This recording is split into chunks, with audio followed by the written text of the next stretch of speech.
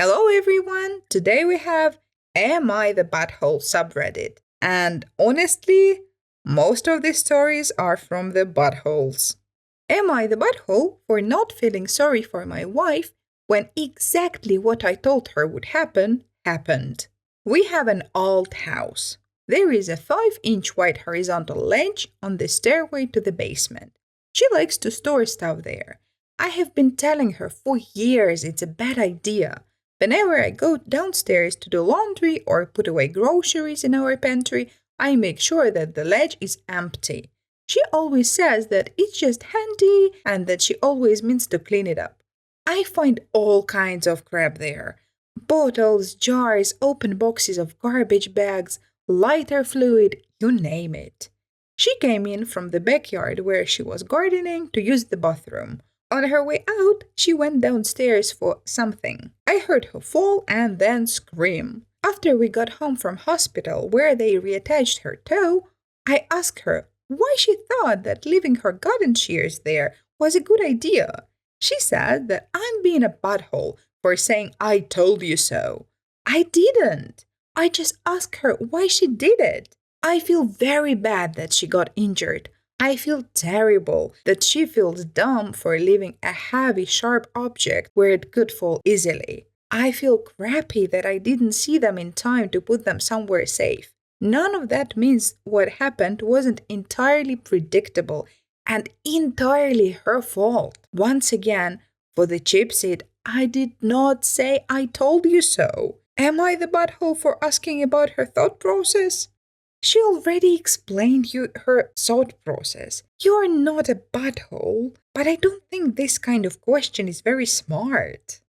Please like the video, subscribe to the channel, because I really want to get to 150 subscribers as soon as possible. Am I the butthole for telling my sister-in-law that she's stupid for expecting her family to be as generous with gifts for her marriage as they were for mine? When I married my husband, we had a small-ish wedding, 150 guests. Trust me, that's small for our families. We paid for everything ourselves. Altogether, we spent about 25K.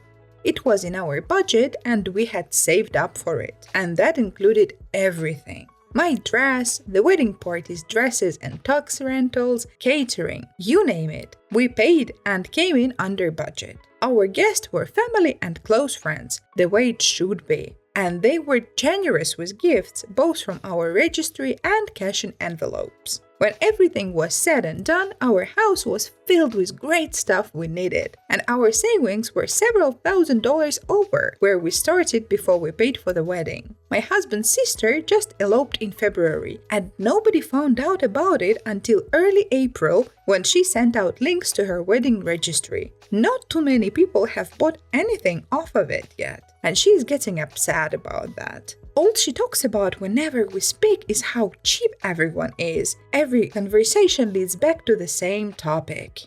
After more than a month of this, I have had enough. I asked her if she understood why we got gifts when I married her brother, like at our physical wedding that took place at a church, and then a reception at a rented ballroom. She said I was treating her like a stupid person, and then she understood the difference between our weddings. I asked her why she would expect the exact same treatment for two very different events. I said that only a stupid person would think the outcome would be the same in both situations. She's mad at me. My husband said he was also frustrated with her stupidity, but that I should apologize for calling her a stupid person. Just to be clear, OP originally used a little bit harsher word than just stupid person. I don't think that OP is butthole in her intentions, but maybe a little bit butthole in the way she expressed herself. Am I the butthole for leaving my 15-year-old daughter on the bus?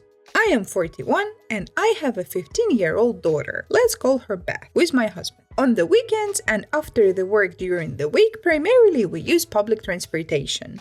Most of the time, Beth rides with us on the bus. She refuses to sit next to us in normal teenage fashion and prefers to sit as far away from us as possible. She also has a bad habit of putting earphones and zoning out, not paying attention to our bus stop, so my husband and I have to squeeze through the packed bus and get her attention so she gets off the bus with us. We have had talks with her about how dangerous it is to be completely unaware of your surroundings, especially on a public bus, but she refuses to pay attention to the bus stops or sit closer to us so we can easily get her attention. Additionally, she had been asking us for more freedom. She wants to spend a paycheck on her own bus pass, which we are seriously considering for certain bus routes at certain times, but we are hesitant due to the fact that she doesn't pay attention, which could easily become a problem. That brings us to Saturday. When we got on the bus, Beth chose to sit in the very back while I sat at the front. The bus was unusually empty that day, and I got an idea.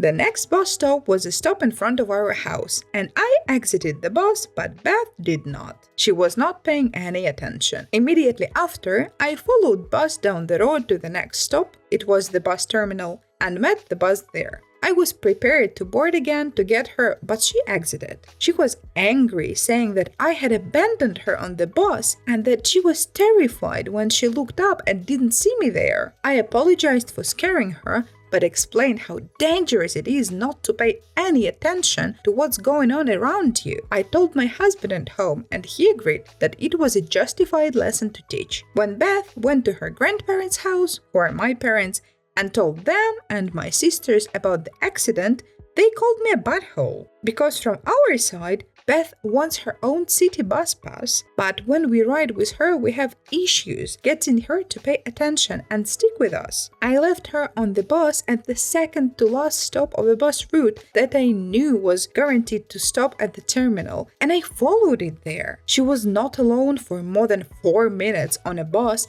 that had very few people on it, and I was pretty confident she would get off at that stop, as it's our usual. This was a last resort after me and my husband have had several talks about being safe in public and being responsible. My daughter, my parents, and my sister say that I left my young daughter on a public bus by herself and did not tell her she was going to be alone. It was cruel to punish her by leaving. I should have resorted to other methods that did not involve me getting off the bus without her. Anything could have happened in the 4 minutes she was alone, and it was completely irresponsible to leave her. So, am I the butthole for leaving my 15-year-old daughter on the bus? I say not the butthole. She's a high schooler. She has to be able to ride the bus on her own, and that usually includes getting off on the right bus stop. Am I the butthole for not allowing my sister's family members, her dogs, at my family party? I hosted a Cinco de Mayo family party last weekend. I recently remodeled my backyard and pool. Plus, being Mexican, I thought it would be the perfect weekend to show off the updated digs. I invited any family that lived in the area. It's the first party I've held since before COVID. My sister and I are opposites. She's a dog mom. God, I hate writing that. To an extreme degree. My wife and I are not dog people. When she got the invite, she reached out and said her boyfriend, and 2 dogs, small 10-pound dogs, would be there. I was annoyed and called her to tell her no. Her dogs are not allowed. She asked if kids were going. I said yes, some were. She said, well, her dogs are family and they should be able to come. I told her I don't consider your dogs family. In fact, I think you're crazy for thinking that your dogs are my family. She argued her dogs were just as much family as the kids were. She said her dogs wanted to see their uncle's new backyard. I told her to shut up and never say that again to me. I reaffirmed that her and her boyfriend could come, but nothing else from their house. She got angry, but I eventually hung up. She didn't go to the party claiming I was rude and a butthole to her. Apparently, my parents even agree with her, which effing blows my mind. Heard a rumor she's hosting an event and is seemingly excluding me from the invite list. Am I the butthole here? On one hand, no. It is your house, your backyard, and your party. But on the other hand, it is your sister, and she loves those dogs so much. So why not just let them come? It's not that you mentioned that you have allergy or they misbehave horribly, so I really don't see the problem here. Thank you for listening. I hope you enjoyed. Please like the video, subscribe to the channel. You can also watch that awesome video or this awesome playlist. See you next time!